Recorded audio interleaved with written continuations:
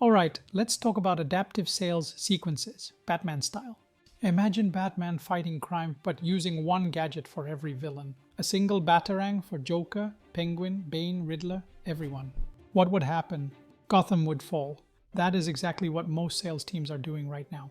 The same email copied, the same timing repeated, the same message blasted to completely different buyers.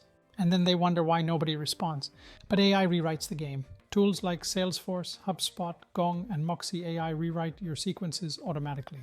If a buyer opens fast, the next email gets more direct. If they skim, the tone softens.